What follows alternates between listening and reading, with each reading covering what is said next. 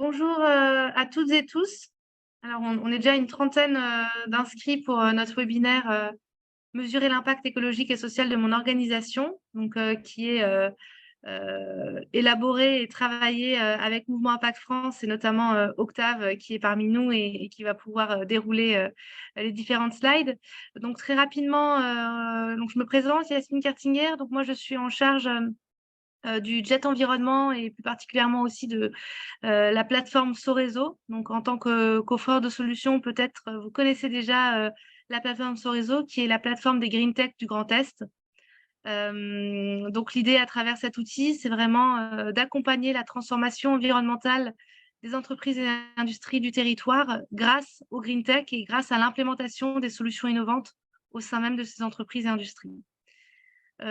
Aujourd'hui, on est là pour évoquer plus spécifiquement le sujet de l'impact en tant que coffreur de solutions et ou en tant qu'entreprise et industrie qui souhaitent se transformer. J'imagine que ce sont des sujets et des questions sur lesquels vous vous êtes posés. Et on a la chance du coup d'avoir le mouvement Impact France avec nous et Octave que je vais laisser se présenter pour nous parler de l'impact score. Oui, bonjour à toutes et tous. Merci beaucoup Yasmine pour cette invitation, cette introduction, et puis ravi de parler aujourd'hui avec vous de ce sujet important de la mesure d'impact social et écologique, comment on peut s'évaluer en tant qu'entreprise sur ses engagements. Et donc moi je m'appelle Octave Clengens. Aujourd'hui je suis responsable de l'Impact Lab au sein du mouvement Impact France. Le mouvement Impact France, je vais vous le présenter juste après, mais le projet de l'Impact Lab a pour objectif de faire progresser l'écosystème entrepreneurial sur les sujets d'impact social et écologique. Et à titre personnel, j'ai été assez impliqué dans la création de l'outil Impact Score, qu'on va pouvoir détailler aujourd'hui et dont on va pouvoir parler. Donc, pour commencer, en guise d'introduction, je vous propose simplement de vous parler rapidement du mouvement Impact France. Peut-être que certains d'entre vous le connaissent déjà, peut-être qu'on a des adhérents aussi du mouvement parmi les participants. Donc, il s'agit d'un réseau de 15 000 entrepreneurs, un réseau national de 15 000 entrepreneurs qui ont décidé de mettre l'impact au cœur de leur activité. Donc, on a entre autres des green tech de ce réseau, et puis aussi beaucoup d'autres entreprises, notamment les entreprises qui s'inscrivent dans une démarche sincère de transition écologique et sociale. Aujourd'hui, on est un mouvement qui est co-présidé par deux personnes, deux entrepreneurs, à commencer par Jean Moreau, qui est le cofondateur de Phoenix, qui est une appli anti-gaspi, donc contre le gaspillage alimentaire. Et aussi, on a une coprésidente qui s'appelle Eva Sadoun, qui est la fondatrice de Lita.co, une plateforme de financement participatif pour les projets à impact, justement. Notre ambition en tant que mouvement d'entrepreneurs engagés, ça va être de pouvoir se positionner comme une alternative sociale et écologique au MEDEF et voilà, de porter en tant qu'organisation patronale, de porter les sujets d'impact les plus hauts. Nos activités rapidement sont de fédérer. On organise tout au long de l'année des événements au niveau national, mais aussi au niveau régional, et notamment dans le Grand Est, dans lequel on a une communauté assez active d'entrepreneurs qui se regroupent régulièrement. On a aussi une activité de faire progresser, et donc ça, on le fait notamment grâce à l'outil de l'Impact Score dont on va parler aujourd'hui, mais aussi grâce à des ressources qu'on produit et des promotions qu'on anime.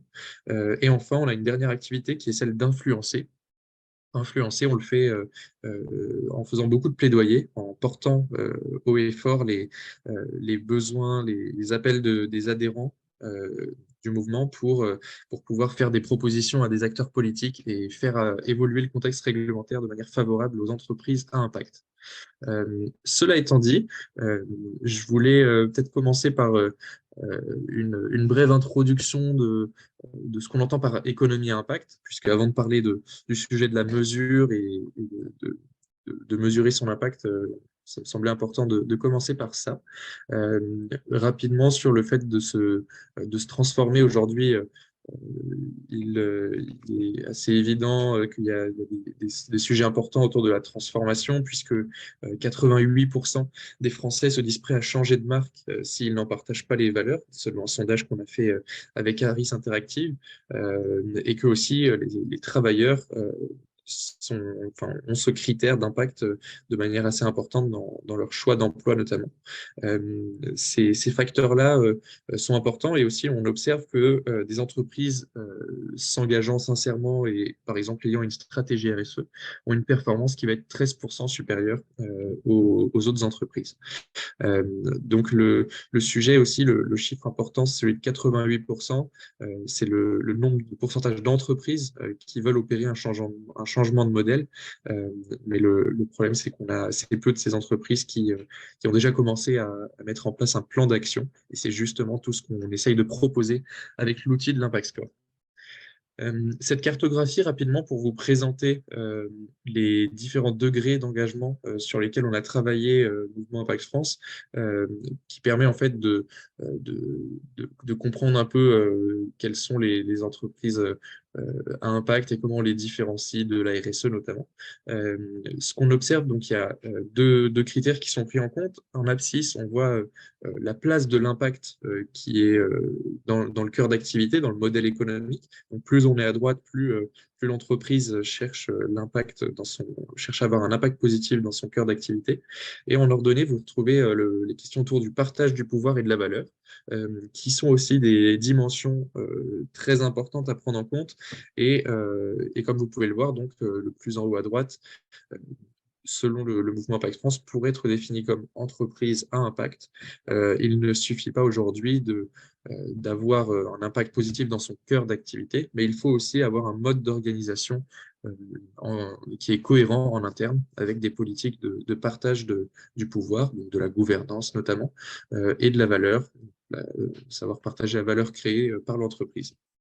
Le niveau, si on reprend les niveaux, le niveau 0 serait les entreprises qui se contentent ou pas d'ailleurs de respecter les normes légales, donc, qui n'ont pas forcément de stratégie d'impact, de stratégie RSE à proprement parler.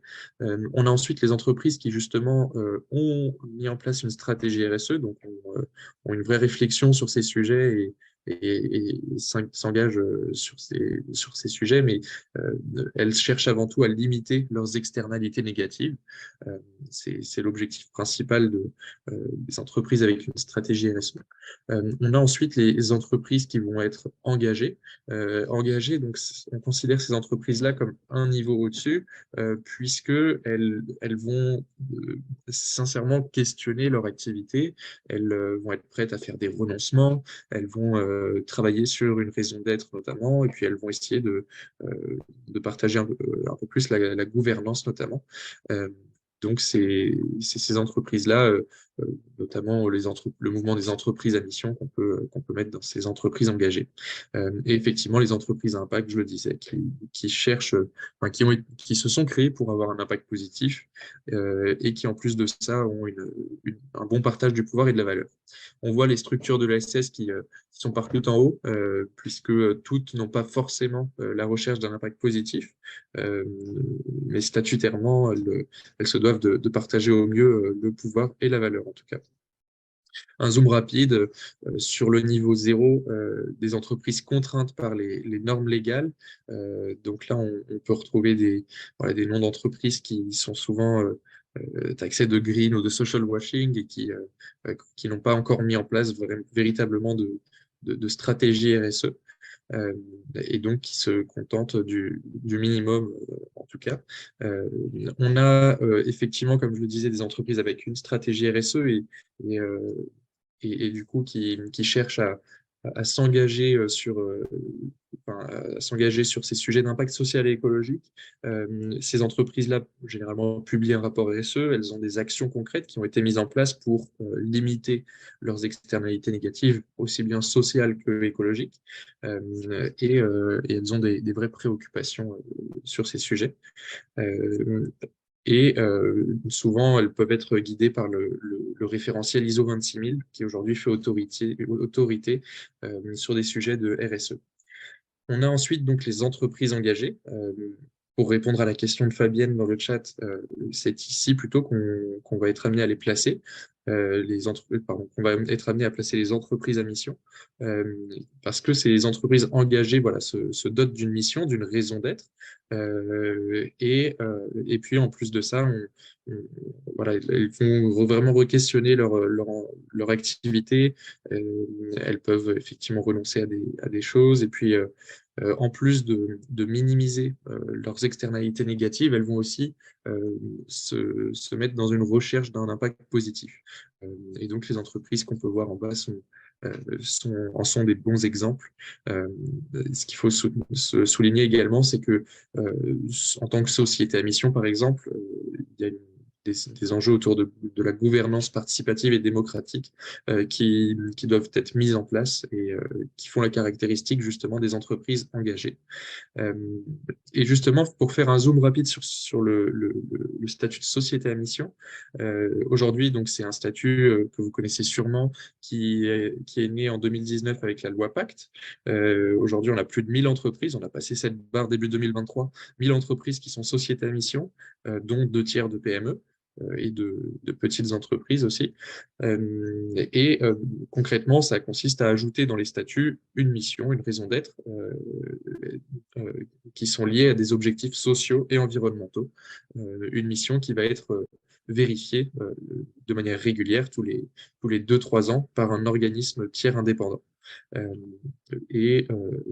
voilà, en tout cas, c'est un niveau important d'entreprise engagée. Et enfin, le niveau ultime, le niveau le plus élevé, rapidement, c'est celui de l'entreprise à impact social ou écologique, qui, dans son cœur d'activité, voilà, va chercher à- non seulement à minimiser ses externalités négatives, mais aussi, avant tout, à maximiser son impact positif. Et donc là, vous avez des exemples. On peut citer par exemple 1083, entreprise textile qui a beaucoup travaillé sur la relocalisation de la production et qui fabrique des jeans qui sont fabriqués en France, et qui justement a voulu recréer un savoir-faire au niveau français dans le secteur textile, justement. Une entreprise qui, en plus de cette recherche d'impact positif, de créer des emplois, notamment des emplois en insertion, euh, a aussi une politique de partage du pouvoir et de la valeur qui est assez importante. Euh, alors, on a une question de Philippe que je prends juste à la volée comme ça. Comment savoir où se situe telle ou telle entreprise?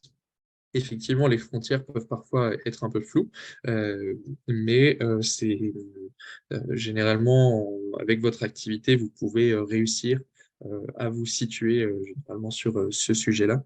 Et aussi dans l'Impact Score que je vais présenter juste après, on a plusieurs questions qui reprennent ces différents sujets et qui permettent en fait un peu de se positionner sur ces différents niveaux. Euh, Est-ce que c'est clair pour vous à ce stade? Est-ce qu'il y a des questions ou pas? N'hésitez pas, voilà, à poser vos questions dans le chat, à lever la main. En tout cas, ce sera avec plaisir d'y répondre. Je fais un zoom juste sur les entreprises à impact qui sont souvent représentées notamment par l'agrément ESUS, créé en 2014 avec la loi Hamon, un agrément que vous connaissez peut-être et qui voilà, est plus exigeant que le statut de société à mission, parce que l'entreprise, dans son cœur d'activité, va devoir avoir une recherche d'utilité sociale ou environnementale, voilà, un objectif assez fort. Derrière, il y a aussi des contraintes, en quelque sorte, à respecter en tant qu'entreprise agréée ESUS, notamment autour du partage de la valeur, puisque les entreprises agréées ESUS ne peuvent pas avoir des écarts de rémunération plus élevés que de 1 à 10, il me semble, pour la plupart des entreprises. Et aussi, elles ne peuvent pas être cotées en bourse. Donc, ces contraintes sont aussi balancées par des avantages pour ces entreprises-là. Des avantages tels que le fait que 5% de la commande publique est réservée aux entreprises agréées ESUS. Euh, et puis aussi, il s'agit d'un agrément reconnu, donc qui peut être utile en termes de communication. Aujourd'hui, c'est 2000 entreprises qui sont agréées ESUS. Et parmi celles-ci, on peut compter aussi bien des SAS que des associations ou des structures d'insertion par l'activité économique, par exemple. Les SIAE, justement, rapidement, on trouve des entreprises d'insertion, ateliers, chantiers d'insertion, entreprises de travail temporaire d'insertion. Voilà, il y a de nombreux exemples. Et on peut retrouver aussi dans ces entreprises à impact des entreprises telles que les entreprises adaptées et les ESAT également, qui ont pour objectif de faire travailler des personnes handicapées en situation de handicap. Et donc, tout ce secteur du travail protégé et adapté est assez important. Voilà pour la brève introduction de l'impact. Effectivement, vous aurez accès au PowerPoint, Philippe, et tout ça vous sera partagé. Euh, et du coup, on a pu vous lister quelques exemples ici d'entreprises selon leur secteur d'activité et selon leur niveau d'engagement. Euh, Hop, alors ensuite, la question de Martin, on pourra la prendre pour après. Justement, on peut plonger dans l'Impact Score, puisque c'est l'objectif d'aujourd'hui d'avoir cette présentation de l'outil. Et donc, vous, en tant qu'entrepreneur et dirigeant, j'imagine que vous vous questionnez justement sur comment évaluer, comment diagnostiquer votre impact social et écologique, et puis aussi comment le communiquer et le faire en transparence auprès de vos parties prenantes. C'est pour cette raison qu'on a créé, en tant que mouvement Impact France, qu'on a initié le projet de l'Impact Score en 2019. L'Impact Score qui a pour objectif de cartographier à 360 degrés l'impact de son entreprise, enfin, de son organisation. Ça va être aussi bien pour des entreprises que des associations ou des coopératives, par exemple. Euh, Cet outil de l'Impact Score a été construit, initié par le mouvement Impact France, mais construit en commun avec une trentaine de réseaux que vous pouvez retrouver ici dès 2019. Et donc, tous ces réseaux ont été assez impliqués justement dans la définition des indicateurs, des pondérations, etc. L'objectif étant de créer un référentiel commun à ces réseaux d'entreprises engagées et à partir de ce référentiel commun, pouvoir évaluer l'engagement d'une entreprise avec une note qui va de 0 à 100. Et l'objectif, avant tout, c'est de montrer qu'il est possible de comparer une entreprise avec une autre, quelle que soit sa taille, son niveau d'engagement, son secteur d'activité notamment. Et donc, l'outil de l'Impact Score, aujourd'hui, il est utile pour trois typologies d'acteurs. Avant tout, les entreprises et organisations comme vous, qui sont assez, enfin, qui ont pour objectif justement souvent de pouvoir s'auto-évaluer rapidement, facilement sur leur impact social et écologique, mais qui cherchent aussi à s'améliorer. Et donc, justement, tout l'outil de l'Impact Score, en plus de s'évaluer, permet de se poser des questions, de mettre en place des actions, et puis il est couplé aussi de plusieurs événements tout au long de l'année qui permettent justement de progresser, et notamment des masterclass. C'est un outil qui est également peut-être utilisé par les pouvoirs publics. Aujourd'hui, à titre d'exemple, dans la région Occitanie, à partir de ce mois d'avril, l'outil de l'Impact Score va devenir obligatoire pour toutes les entreprises de la région Occitanie qui souhaitent accéder à des aides régionales. Et donc, ça va concerner à peu près 6000 entreprises par an qui vont devoir répondre à l'Impact Score pour pouvoir accéder à des aides régionales. Mais l'idée est de pouvoir ensuite répliquer, dupliquer tout ça et diffuser l'Impact Lab de manière plus large dans d'autres régions et pourquoi pas aussi au niveau national. Puisqu'aujourd'hui, il existe, à titre d'exemple, un index égalité professionnelle femmes-hommes que vous connaissez peut-être pour les entreprises de plus de 50 salariés, qui est obligatoire en France pour elles. Mais l'ambition de ces 30 réseaux d'entreprises, c'est de pouvoir s'appuyer sur cette belle réussite de l'index EGAPRO pour pouvoir enrichir justement cet index et aller sur d'autres sujets sociaux et écologiques qui permettraient de cartographier à 360 degrés l'engagement d'une entreprise. Et enfin, troisième et dernière partie prenante importante, qui vont être les consommateurs et salariés, qui eux aussi sont assez impliqués et qui permettent, qui peuvent, grâce à l'Impact Score, avoir une meilleure lisibilité de l'engagement des entreprises et mieux comparer les entreprises les unes avec les autres. Ici, vous voyez on a construit, en plus des 30 réseaux, qu'on a construit l'Impact Score avec de nombreux acteurs, que ce soit des grandes entreprises ou des plus petites, mais aussi des associations, et aussi et surtout beaucoup d'experts qu'on est allé chercher pour challenger justement chaque indicateur sur leur domaine d'expertise. Chacun de ces experts a pu faire ses retours. Et puis aussi, c'est un outil qui est construit avec des labels et des scores. Aujourd'hui, l'Impact Score, voilà, on ne se présente pas comme une certification ou un label, puisqu'on n'a pas d'audit ou de certification, mais on se présente plutôt comme un outil d'auto-évaluation qui vise à se mettre dans une dynamique de progrès. Aujourd'hui, très rapidement, on arrive à la 3e version de l'Impact Score qu'on vous présente aujourd'hui. Donc, c'est une 3e version qui va être sortie ce mois-ci, au mois d'avril, avec environ 50-60 questions, avec un parcours qui est adapté aux petites entreprises de moins de 10 salariés, ce qui était un peu moins le cas pour les 2 premières versions, sorties en 2020 et 2021. Et donc, c'est voilà, un tout nouvel outil qui arrive. L'Impact Score, aujourd'hui, c'est un outil, comme je le disais, qui est gratuit, grâce au fait qu'on est en auto-évaluation, que le score est généré automatiquement, et le fait qu'il n'y ait aucun audit aussi. C'est un outil qui est rapide, qui se fait facilement en moins de 2 heures, et qui comprend 50 à 60 questions, et effectivement, on ne demande pas de justificatif. Et enfin, voilà, il est vraiment construit pour toutes les entreprises, quel que soit leur secteur ou autre. Ce qu'il faut savoir aussi, c'est que sur l'Impact Score, vous avez 2 possibilités une fois que vous avez rempli votre Impact Score. Soit vous décidez de le garder confidentiel, auquel cas tout votre score et vos réponses restent confidentiels et vous seul y avez accès. Soit vous pouvez accepter de le rendre public.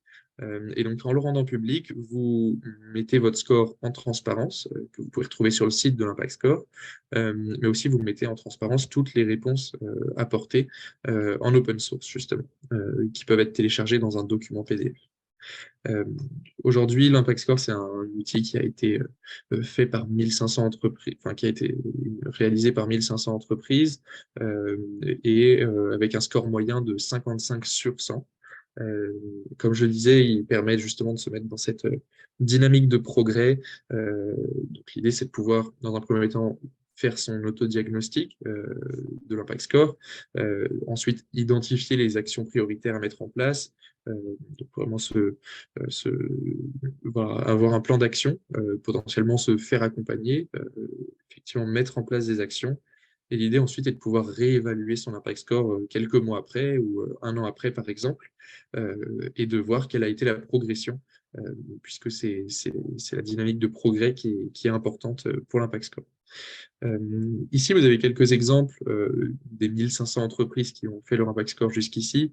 On retrouve parmi celles-ci des green tech, comme Phoenix, comme Insect, par exemple. Mais on retrouve aussi des entreprises d'une plus grande taille, comme la Maïf, EDF ou Harmonie Mutuelle, par exemple. Et donc, vous voyez vraiment différents secteurs d'activité, différentes tailles qui sont possibles pour ces entreprises. Un dernier mot sur cette introduction de l'Impact Score, avant d'entrer justement dans les indicateurs en tant que tels, sur les questions qu'il peut y avoir. Ce qu'il faut savoir, c'est qu'il y a plusieurs cas d'usage possibles dans l'outil de l'Impact Score. Par exemple, Simplicity, c'est une entreprise qui est dans la région PACA, qui a décidé de mettre en place une rémunération variable indexée à la progression de l'entreprise sur l'Impact Score. Donc, c'est un cas d'usage intéressant et qui montre que l'outil peut être vraiment intégré dans au cœur de l'entreprise. On va avoir aussi des sociétés telles que Superway, qui est une marketplace, qui sélectionne en fait ses fournisseurs à partir de leur impact score. Donc, ils vont refuser d'acheter à des fournisseurs qui ont un impact score inférieur à 50 sur 100. Et justement, sur leur marketplace, comme vous pouvez le voir ici, il est possible de voir le score de chacun de leurs fournisseurs. Et enfin, la région Occitanie, je vous en parlais, qui a décidé de rendre obligatoire l'impact score pour toutes les entreprises souhaitant accéder à des aides régionales. Une région, du coup, que le mouvement Impact France est en train de former en ce moment pour pouvoir accompagner au mieux les entrepreneurs sur la réalisation de leur impact score. Euh, alors, je prends une question de Philippe pour y répondre rapidement. Est-ce que l'impact score est utilisable de manière prévisionnelle pour une activité ou une entreprise en cours de lancement, par exemple? Euh, En fait, vous allez voir qu'avec les différentes questions qui vont être abordées, euh, il va souvent être posé des questions, par exemple, l'année dernière, combien avez-vous embauché de salariés en insertion, par exemple. Et donc, c'est une question qui va porter sur l'année dernière. Donc, généralement, euh, il est plus simple pour des entreprises qui ont 1 an d'existence au moins de faire leur impact score. Cela dit, je sais que c'est pas forcément le cas de plusieurs d'entre vous et on a aussi beaucoup d'entreprises qui, dès la phase d'idéation, peut-être pas d'idéation, mais en tout cas en phase de création, euh, peuvent s'auto-évaluer justement et ça peut leur donner des idées d'engagement au moment de la construction de l'entreprise. Euh, donc voilà pour la réponse à la question. Donc c'est vraiment la force de l'Impact Score de pouvoir avoir un outil adapté à toute taille d'entreprise. Très clair. Du coup, j'avance sur la suite. Et donc, pour entrer dans le vif du sujet, après vous avoir présenté les choses importantes de l'outil, ce qu'il faut savoir, c'est que l'Impact Score, il est construit autour de 3 piliers. On en a parlé un petit peu tout à l'heure, mais effectivement, le premier qui va être sur la limitation des impacts négatifs, des externalités négatives, euh, qui est un point important, que ce soit social ou écologique. Euh, on va avoir un deuxième pilier autour du partage du pouvoir et de la valeur. On le mentionnait, c'est assez peu présent dans des référentiels, dans des labels notamment. Euh, mais voilà, en tout cas, ça nous paraissait important d'avoir cette dimension-là. Et enfin, un troisième et dernier pilier autour de la stratégie, l'activité, voilà, le cœur d'activité de l'entreprise. On va chercher à évaluer s'il a plutôt un impact positif ou pas.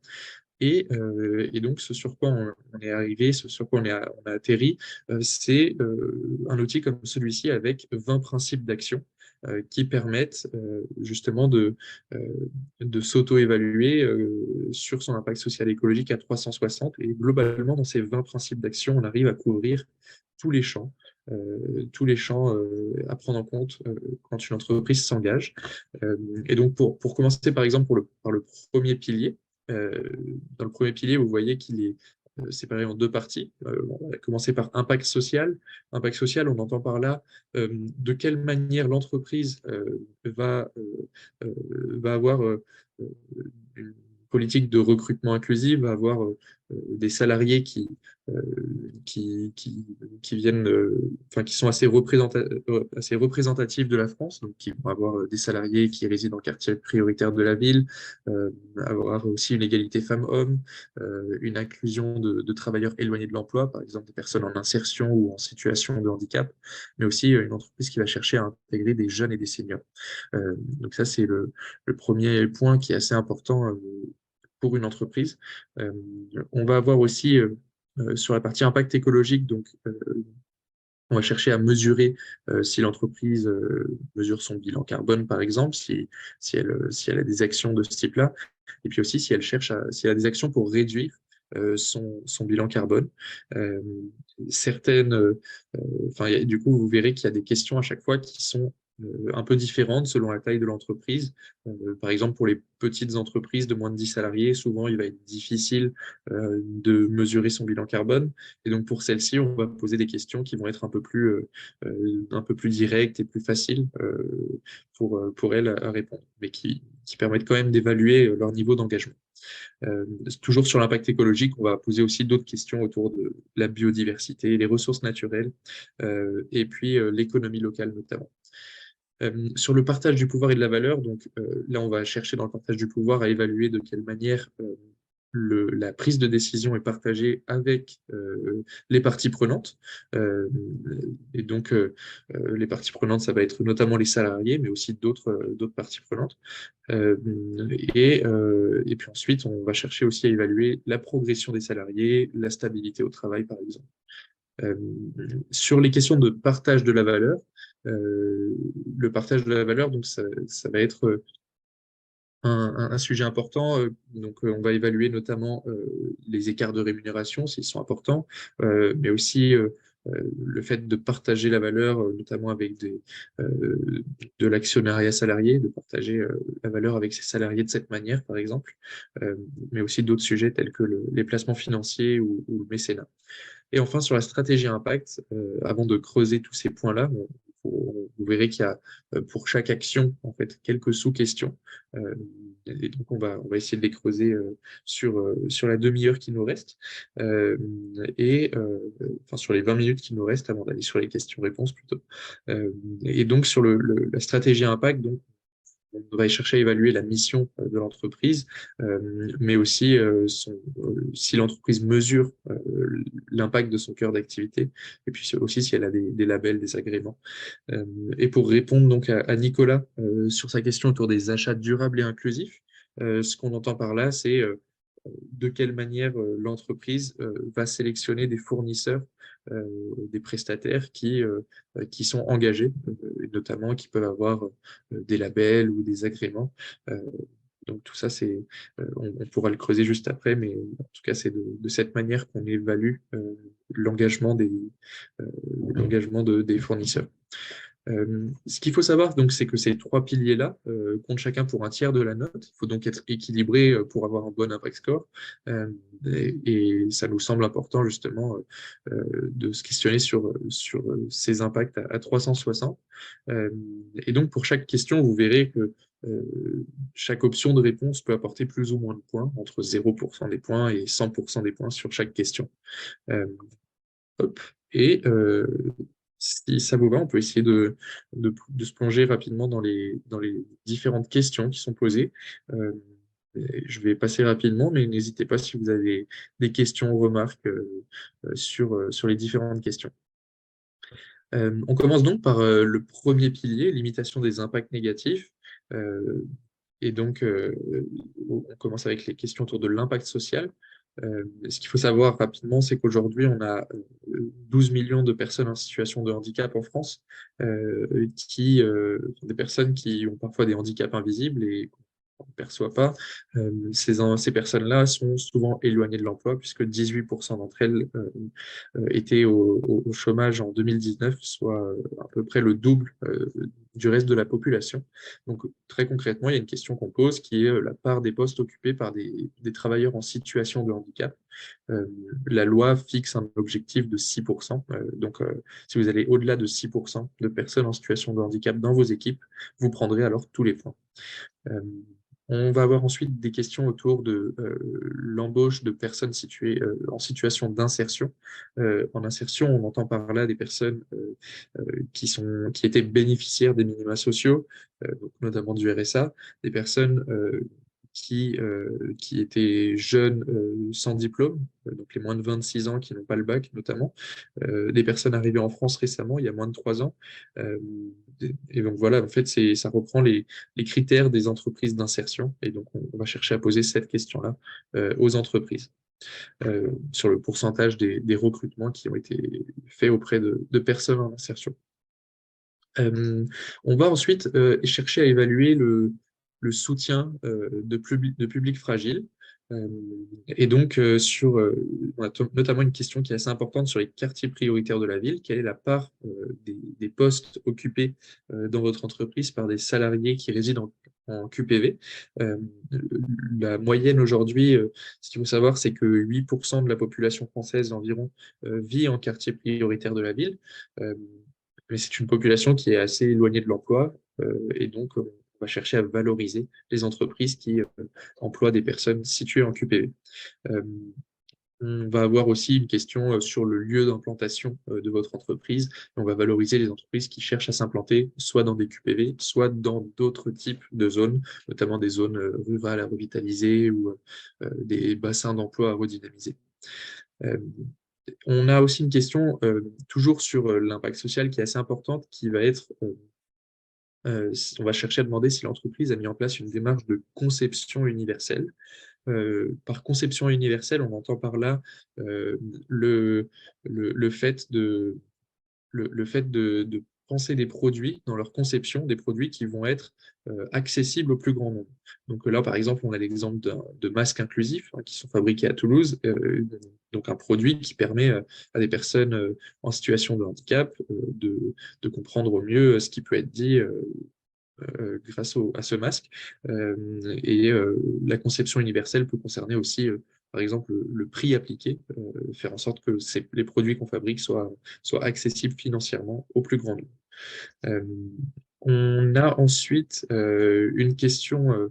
Ouais, je vois le commentaire de Fabienne, mais oui, effectivement, on prend en compte la question rurale et on l'a mentionné avec avec la question sur les zones rurales à revitaliser notamment.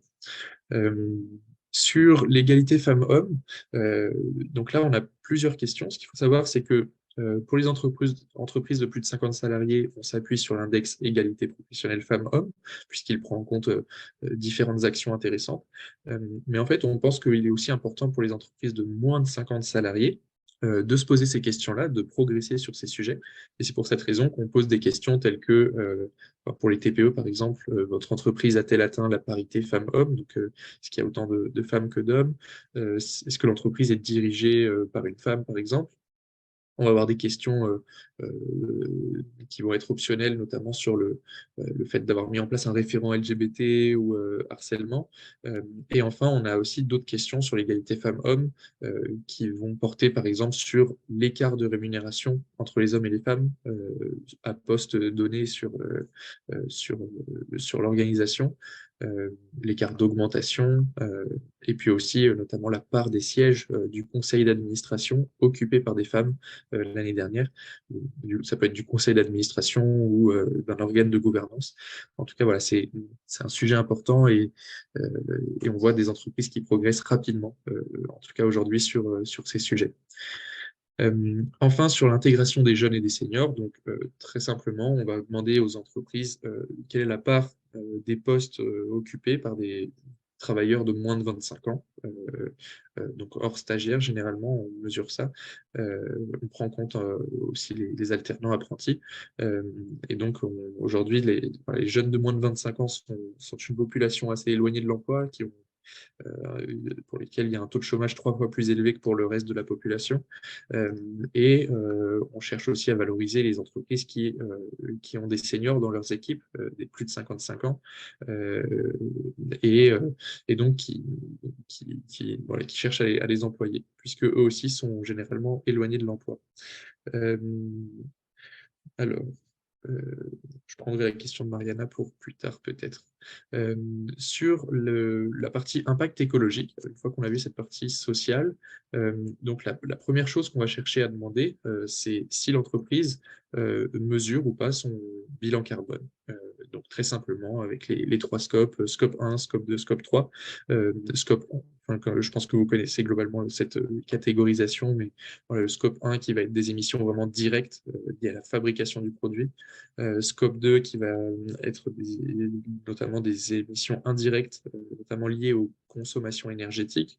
Et puis le scope 3 qui va prendre en compte tout le reste, toutes les autres émissions indirectes Scope 3 qui est finalement assez peu mesuré aujourd'hui, mais qui compte pour 75% des émissions totales. Donc, voilà, c'est assez important de faire cet effort de le mesurer et tout ça sera valorisé. Euh, Ce qui est important, donc, c'est de mentionner, c'est que les entreprises de petite taille ne seront pas forcément très pénalisées si elles ne mesurent pas leur bilan carbone, puisqu'on sait qu'elles n'ont pas forcément les moyens ni les ressources pour le faire. Euh, Même si aujourd'hui, le BPI France a un dispositif qui permet de financer à hauteur de 5 000 euros la réalisation de son bilan carbone, voilà, c'est pas forcément à la portée de tous. Euh, et puis ensuite, voilà, on a d'autres sujets, d'autres questions qui sont posées, notamment est-ce que le bilan carbone est validé par un tiers? Est-ce que il est communiqué à des parties prenantes, notamment? Euh, et donc, en plus de cette mesure, ce qu'on va chercher à valoriser, c'est la réduction du bilan carbone. Donc, ce qu'on mesure, c'est comment évaluer le rapport scope 1, 2, 3 en le divisant par le nombre de salariés, par exemple, ou ça peut être divisé par le chiffre d'affaires, de sorte à ce que des entreprises qui sont en croissance, par exemple, même si en absolu elles émettent plus, en fait, quand on rapporte ça à leur nombre de salariés ou aux tonnes qu'elles produisent, euh, finalement l'augmentation n'est pas si importante. Donc c'est une question qu'on cherche à poser. Et puis ensuite, on va avoir également d'autres questions, notamment le pourcentage du chiffre d'affaires qui peut être consacré à de la compensation ou de la séquestration carbone. Euh, on va avoir une question qui va demander justement quelle est la part des produits pour lesquels on a mis en place une démarche d'éco-conception, et puis aussi d'autres questions diverses qui peuvent permettre de réduire l'empreinte carbone d'une entreprise. Euh, hop. J'avance rapidement sur la biodiversité. Donc ça, on a construit disons des bonnes pratiques avec l'Office français de la biodiversité, l'OFB. Euh, donc globalement, on cherche à demander aux entreprises où est-ce qu'elles en sont dans leur démarche biodiversité pour protéger les écosystèmes terrestres, aquatiques et marins. Et donc, il y a plusieurs options faciles à cocher. Et puis ensuite, on pose des questions autour des ressources naturelles, notamment comment évolue la consommation d'eau, la production de déchets, euh, et puis aussi sur les énergies renouvelables, on cherche à demander la part d'énergie renouvelable dans le mix énergétique de l'entreprise. Euh, Enfin, on valorisera des démarches telles que la réalisation d'une ACV, une analyse de cycle de vie, qui permet justement d'évaluer où sont les principaux impacts d'un produit et puis comment on peut chercher à les améliorer. Et enfin, sur l'économie locale et circulaire, ce qu'on valorise, donc, ça va être des entreprises qui s'adressent à des fournisseurs et des prestataires qui sont locaux. Donc, on a une question qui porte sur le pourcentage d'achats réalisés auprès de fournisseurs qui sont à moins de 300 km.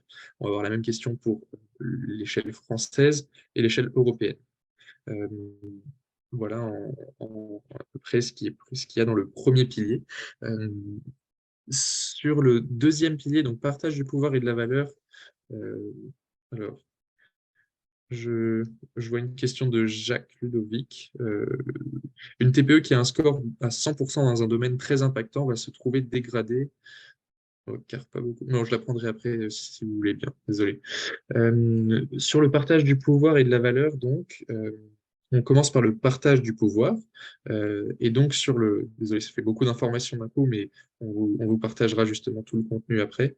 Euh, sur le partage du pouvoir, la première chose à prendre en compte, c'est le nombre de parties prenantes qu'il peut y avoir dans les organes de gouvernance. Euh, on va chercher aussi à évaluer quel rôle vont jouer ces parties prenantes dans le processus de décision, si elles sont sincères, vraiment associées aux prises de décision, si elles sont juste consultées occasionnellement ou ouais, si elles sont pas du tout informées. Euh, on va voir aussi sur la place une question sur la place des salariés dans la décision, et notamment le pourcentage de salariés qui sont présents dans l'organe principal de gouvernance. Euh, donc ça, c'est une mesure importante, et vous voyez que les niveaux d'exigence sont différents selon que vous soyez une TPE ou une grande entreprise, par exemple. En tout cas, voilà, c'est une bonne pratique d'intégrer des salariés dans le conseil d'administration, notamment. Euh, on a aussi une question donc, sur la progression des salariés. Euh, la progression des salariés, on arrive à l'évaluer grâce notamment à la mise en place d'un pilotage du suivi, enfin, du bien-être au travail. Et donc là, il y a des bonnes pratiques qui peuvent être apportées. Euh, on cherche aussi à évaluer justement le fait que l'entreprise ait ou pas un comité éthique qui permet de, de suivre les sujets d'impact social et écologique.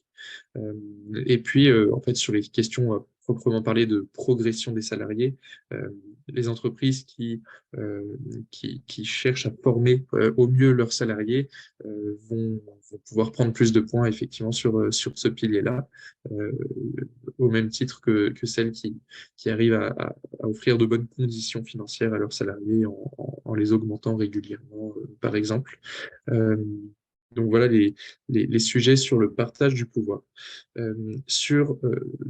Pour finir rapidement sur le partage du pouvoir, on a une dernière question qui porte sur la stabilité au travail et donc les indicateurs tels que le pourcentage de salariés en CDI ou bien le taux de rétention de ces salariés. Donc en fait, on prend le nombre de salariés qu'il y a au début de l'année et on regarde combien en reste à la fin. Et ça permet de voir ce taux de rétention qui est un indicateur important de la stabilité au travail, justement. Et puis, voilà, une politique de qualité de vie au travail peut être aussi valorisée à ce moment-là. Sur le partage de la valeur, on peut trouver des questions telles que euh, le pourcentage des bénéfices qui vont être reversés sous forme de dividendes aux actionnaires. On va chercher vraiment à valoriser l'actionnariat salarié, donc, le fait d'avoir des dispositifs de partage de la valeur de cette manière-là, d'intéressement au capital notamment. Donc ça va être effectivement assez important. Et puis aussi tous les dispositifs d'épargne salariale, si c'est mis en place ou pas. Et puis si cette épargne salariale est investie dans des produits responsables, notamment qui détiennent les labels tels que Finansol ou Greenfin.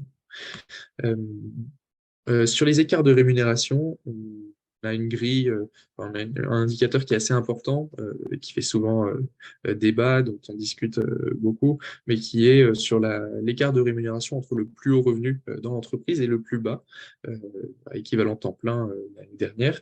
Et donc, vous voyez que les niveaux d'exigence sont différents selon la taille, mais globalement, ce qu'il faut retenir, c'est que pour les plus grandes entreprises, un écart de 1 à 25 semble être un objectif cible à viser, tandis que pour les plus petites, un écart de 1 à 3 est une bonne chose. Euh, et puis ensuite, sur les placements financiers, donc si l'entreprise a investi une partie de sa trésorerie, on va valoriser le fait que cette trésorerie soit investie dans des fonds durables qui peuvent avoir des labels exigeants. Euh, et donc tout ça sera valorisé aussi. Et puis aussi le fait d'être client d'une banque dite responsable peut être valorisé. On vous a listé ici quelques banques engagées qui sont certifiées, enfin pas certifiées, mais qui ont été considérées justement comme les plus engagées par des ONG telles que Reclaim Finance, par exemple, ou le Moral Score.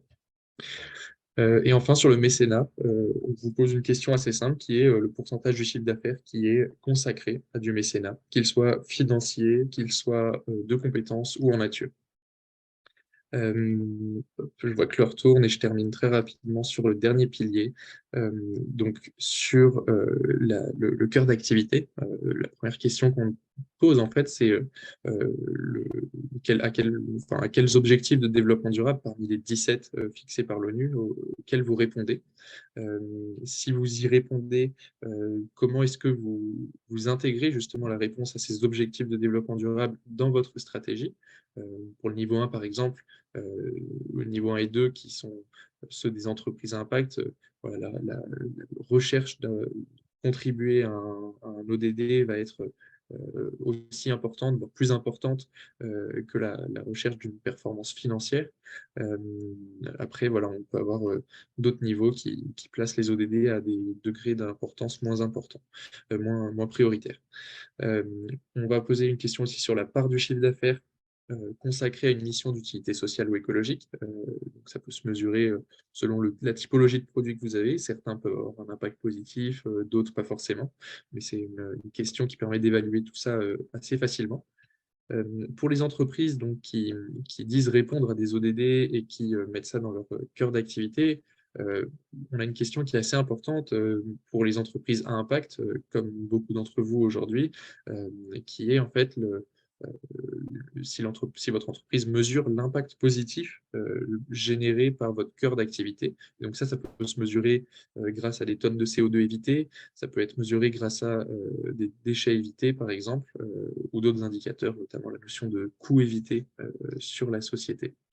Euh, Hop, et on va valoriser les entreprises qui progressent, qui ont un impact positif, qui progressent. Et enfin, très rapidement, sur les labels et les agréments. On va valoriser donc les différents statuts, que ce soit un statut de SIC, agrément ISUS, société à mission, les entreprises d'insertion notamment prendront pas mal de points. Et puis ensuite, on a aussi toute une panoplie, une jungle des labels que vous voyez ici, qui peuvent être aussi valorisés. Ce qu'on tient à souligner, c'est que tous les labels ne se valent pas, mais en tout cas, voilà, on essaye de valoriser le fait de se faire certifier ou labelliser. On a aussi des labels sectoriels que vous pouvez voir ici. Je passe rapidement dessus. Et enfin, dernier point, qui était une question de tout à l'heure, sur les achats durables et inclusifs. Euh, donc les achats, voilà, on va mesurer la part des fournisseurs qui ont au moins un des labels qu'on a listé à droite. Euh, et donc ça permet justement de lister ces fournisseurs et de faire un état des lieux de leur niveau d'engagement. Euh, voilà, je pense avoir terminé sur l'Impact Score. Et j'ai pu faire un zoom sur les différentes questions. Désolé parce que ça a été assez vite et puis en une heure il faut tenir. Mais du coup, je prends vos questions avec plaisir et je laisse Yasmine peut-être les transmettre par exemple. Sinon, je peux les prendre comme ça. Oui, ben, merci, merci Octave en tout cas pour ta présentation. Alors, tu as eu l'occasion de répondre déjà à quelques questions lors de l'échange, donc c'est super. Je prends les trois dernières que j'ai en visu, mais si j'en ai raté, n'hésitez pas voilà, à me relancer. Donc, on a une question en effet de Martin Seltz qui questionne un petit peu le questionnaire et notamment le fait qu'il soit très détaillé et précis et que ça peut écarter en fait un certain nombre d'entreprises qui vont pas prendre le temps, j'imagine, hein, Martin n'hésite pas à commenter, hein, mais qui ne peuvent pas prendre le temps de répondre à un questionnaire aussi poussé. Ouais, non, effectivement, c'est une bonne question. Je vous ai présenté tous les indicateurs. Voilà, il y a au total 50 à 60 questions. C'est pas négligeable, mais si vous comparez à toute la démarche, par exemple, d'aller chercher un label tel que Bicorp, par exemple, chercher un label de ce type-là, ça va prendre des semaines de travail. Euh, Ça va prendre des mois et des mois avant d'obtenir un label. Il va y avoir un audit, il va y avoir plein de documents justificatifs à trouver. Et comme je le disais en introduction, l'Impact Score, notre promesse, c'est de pouvoir réussir à le faire en moins de 2 heures. Aujourd'hui, on a même beaucoup d'entreprises qui arrivent à le faire en moins d'une heure. Et donc, voilà, après chacun peut en penser ce qu'il veut, mais prendre une heure pour s'auto-évaluer de cette manière-là, on pense que c'est un temps qui peut être pris généralement par un dirigeant, euh, et parce que derrière, ça peut éveiller des curiosités et avoir plusieurs questions à se poser derrière. Alors, oui, il y a plusieurs questions qui sont arrivées, euh, lesquelles on prend. Alors, Euh, peut-être dans l'ordre, ok, la question de Mariana. Mariana, si tu veux. Oui. Alors, comment est évalué le fait que les employés habitent dans les autres villes ou même les autres pays? Euh, c'est une bonne question. Donc, si vous avez plusieurs sites, vous pouvez vous pouvez le mentionner, mais généralement, l'ensemble des questions sont posées avec enfin, quelle part de vos salariés ont ça ou ça, par exemple. Et donc, si vous avez des salariés dans plusieurs villes françaises, par exemple, vous pouvez tout à fait y répondre, faire votre impact score pour la structure au niveau national. Euh, Après, si vous avez une activité à l'international avec d'autres personnes à l'international, il y a peut-être des questions qui vont être moins pertinentes. Par exemple, la part de vos salariés qui résident dans le quartier prioritaire de la ville, c'est une question assez franco-française. Donc, sur ce type de questions, on vous recommandera plutôt de prendre uniquement le scope France. Mais voilà, en tout cas, il est possible de faire ça. Euh, je prends la question de Jacques ensuite. N'hésitez pas à poser d'autres questions. Euh, une TPE qui a un score de 100% dans un domaine très impactant va se trouver dégradée car pas beaucoup d'employés, pas de conseil d'administration, pas de référent LGBT. Oui, c'est une bonne question et justement, c'est ce qu'on a cherché à éviter pour la troisième version de l'Impact Score parce qu'on observait justement que ces TPE avaient finalement pas forcément les moyens de s'engager sur tous ces sujets, c'était pas leur priorité, et puis elles n'en avaient pas la possibilité. Et donc, j'ai pu le mentionner rapidement, mais sur la présentation qui vous sera envoyée, vous pouvez voir qu'il y a des questions à chaque fois qui sont posées spécifiquement à des TPE, des questions qui sont plus faciles d'accès, euh, et avec généralement aussi des pondérations qui vont être plus clémentes, enfin plus généreuses en général parce qu'on va être plus tolérant avec des entreprises de cette taille-là. Et donc aujourd'hui, d'expérience, des premiers tests qu'on a fait pour cette troisième version qui sort ce mois-ci, les TPE n'ont pas des scores plus faibles que les autres entreprises. Euh, donc elles ne sont pas pénalisées pour ça. Euh, Philippe pose la question de quelle est notre intention en réalisant ce zoom, comment vous soutenir. Euh, c'est une bonne question. Je pense que notre intention, c'est de vous outiller, de vous aider à mesurer au mieux votre impact social écologique. C'est la volonté de ce réseau et c'est l'objectif du jour. Euh, et du coup, de vous présenter cet outil de l'Impact Score qui, j'espère, a pu vous intéresser. Euh, pour nous soutenir, vous pouvez la première action à faire, évidemment, ce serait de faire votre impact score. On serait ravis de, de vous voir communiquer là-dessus. Et vous pouvez aussi, si vous le souhaitez, rejoindre ce réseau ou bien le mouvement Impact France pour échanger avec d'autres entreprises engagées.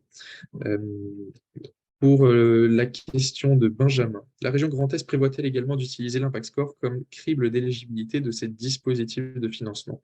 Alors aujourd'hui, on l'a dit, c'est le cas pour l'Occitanie.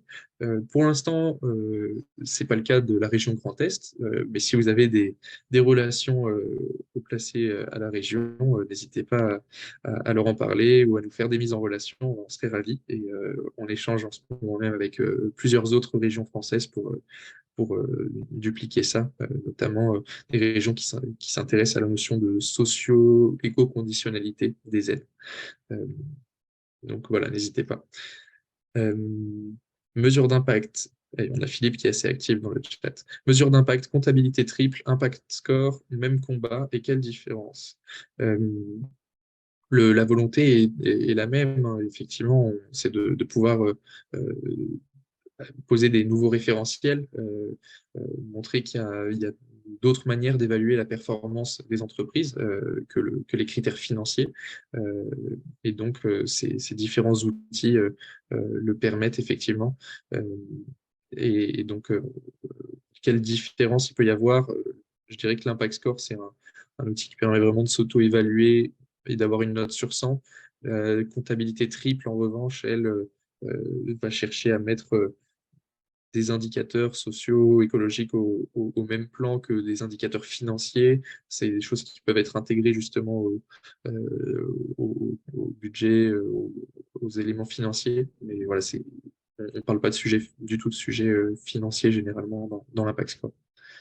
Je vois qu'il est 29. Est-ce qu'on prend toutes les questions, Yasmine Oui, si c'est bon pour toi, oui, on va quand même essayer de prendre toutes les questions. On a encore un petit peu de temps de notre côté. Ok. Les Donc dernières, voilà, Nicolas, les deux dernières. Non, ouais, ok. Nicolas, le référentiel Impact Score est totalement gratuit, comme ça a été mentionné en introduction, et donc vous pouvez dès à présent aller y répondre. Il n'y a pas besoin d'être adhérent pour faire son Impact Score, mais si vous avez un bon Impact Score, n'hésitez pas à être adhérent. Euh, Mariana, pour préciser ma question, comment est évalué le fait que les employés habitent dans les autres villes ou même les autres pays? Euh, L'entreprise est basée dans une ville française, il n'y a pas de filiale. Euh, alors, je suis pas sûr de bien comprendre, mais est-ce que vous voulez dire par là qu'il faudrait valoriser les entreprises qui ont des employés qui habitent dans des villes différentes, dans des pays différents? En effet, comme le dit Fabienne, je pense que c'est la notion de travailleur frontalier. Comme tu le sais, Octave, nous, du coup, on est région Grand Est, on est quand même entouré de différents autres pays. Et on a beaucoup, ou quelques travailleurs frontaliers en tout cas. Et du coup, j'imagine que la question vient de là. C'est une entreprise, même si elle est basée dans une ville française et qu'il y a des travailleurs qui viennent d'ailleurs, comment est-ce qu'ils sont pris en compte dans le calcul de l'impact? Hmm. Parce que là, on est Euh, sur vraiment des cas spécifiques aussi, hein. Je ne suis pas sûre que vous ayez forcément une réponse attitrée. oui, oui, c'est une bonne question. Et pour la plupart des questions, vous pouvez les inclure justement comment dire, dans les questions qui peuvent être posées, typiquement s'ils sont impliqués dans la prise de décision, etc. Mais après, sur les questions, notamment si on regarde euh, le lieu de résidence, notamment sur la question autour des quartiers prioritaires de la ville, etc. euh, sur ce type de questions, ces travailleurs frontaliers qui ne vivent pas en France ne pourront pas être pris en compte effectivement dans cette question-là spécifique, mais c'est bien la seule euh, pour laquelle ça ne sera pas pertinent en tout cas. Euh, mais voilà, en tout cas, c'est l'outil Impact Score est vraiment pertinent pour toutes les entreprises françaises en tout cas. Euh, ok, comment nous joindre? Demande Philippe. Vous pouvez nous joindre, je vous montre, je vais vous écrire peut-être mon adresse mail. Ah oui, c'est là. Je vais en profiter pour conclure. Peut-être, Octave, en effet, va partager dans le chat son adresse mail, pardon. Comme ça, vous pourrez en effet le contacter si vous êtes intéressé pour réaliser votre impact score et pour aller plus loin, bien entendu. Merci en tout cas d'avoir suivi ce webinaire. Si vous avez d'autres questions, n'hésitez surtout pas à nous les remonter directement. On pourra faire le lien avec Octave. Vous recevrez également un questionnaire de satisfaction, donc n'hésitez pas à nous dire ce que vous avez pensé du webinaire, s'il y a des éléments qui vous manquent ou si vous voulez qu'on passe plus de temps sur certaines thématiques. On peut refaire bien sûr un webinaire dédié à l'impact score et peut-être à un sujet plus précis s'il y a le moindre besoin. Et puis, je conclurai peut-être en disant, n'hésitez pas à suivre ce réseau sur LinkedIn, le mouvement Impact France également. Et on est à disposition, bien sûr, pour vous accompagner sur votre transformation et votre mesure de transformation environnementale. Merci beaucoup. Bonne journée. Merci à tous. Très bonne journée.